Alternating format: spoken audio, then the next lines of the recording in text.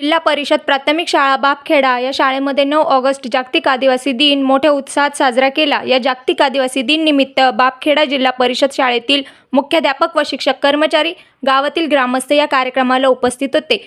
जननायक बिरसा मुंडा यांच्या प्रतिमेला पूजा करून कार्यक्रमाला सुरुवात केली। शाळेतील विद्यार्थ्यांनी सांस्कृतिक कार्यक्रम, आदिवासी गीते सादर केली।